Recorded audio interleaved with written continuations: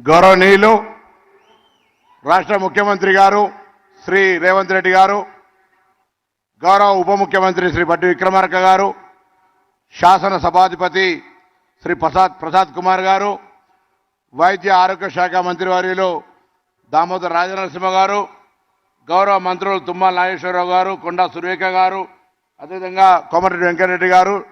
వేదిక మీద ఉన్న షబ్బీర్ అలీ గారు, రహమత్ బేగ్ గారు, నరేందర్ రెడ్డి గారు, నాగరాజు గారు, అదేవిధంగా మాథ్యూస్ గారు, మిగతా వేదిక మీద ఉన్న పెద్దలు, అధికారులు ఇక్కడికి విచ్చేసి ఈరోజు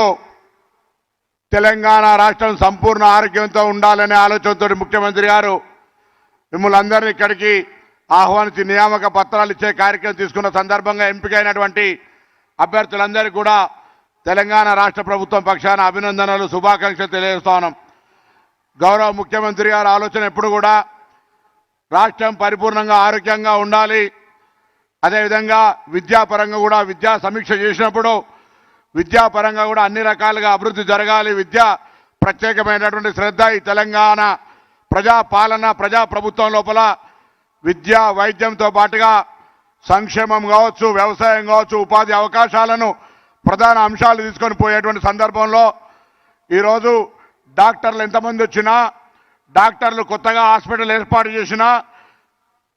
రోగికి 24 గంటలు అందుబాటులో ఉండి రోగికి ఆ మున్నాబాయ్ ఎంబీబీఎస్ లాగా అంటే మానసికమైనటువంటి చికిత్స అందించేటువంటి ఉన్నటువంటి వాళ్ళంతా కూడా ఈ గౌరవ నైటింగ్లేలు నర్సు ప్రొఫెషన్ చేస్తున్న మీ అందరూ అనే మాట ఈ సందర్భంగా అభినందిస్తూ ఉన్నాం. దాదాపు జీవితానికి సరిపడేటువంటి అంటే ప్రభుత్వం కూడా జీతాభత్యాలకు సంబంధించి కావచ్చు, ఇతరత్ర అన్ని రకాలుగా మిమ్మల్ని సంతృష్టిపరిచే ప్రయత్నం చేస్తూ ఉంది. మీరంతా దయచేసి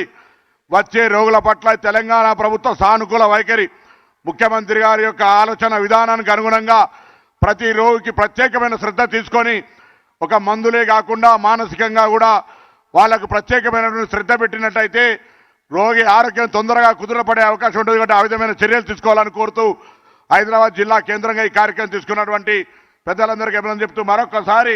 గౌరవ ముఖ్యమంత్రి గారి ఆలోచనకు అనుగుణంగా వేదిక మీద ఉన్నటువంటి ప్రభుత్వ పెద్దలందరి ఆలోచనకు అనుగుణంగా ఈరోజు ఉద్యోగ నియామకాలు పొందుతున్న వాళ్ళంతా కూడా భవిష్యత్ కాలంలో ఈ రాష్ట్రం ఆరోగ్యంగా ఉండడానికి నిర్మాణాత్మక పాత్ర పోషిస్తారని ఆకాంక్షిస్తూ అందరికీ ధన్యవాదాలు. వేదిక మీద ఉన్నటువంటి పెద్దలందరికీ కూడా కృతజ్ఞతలు.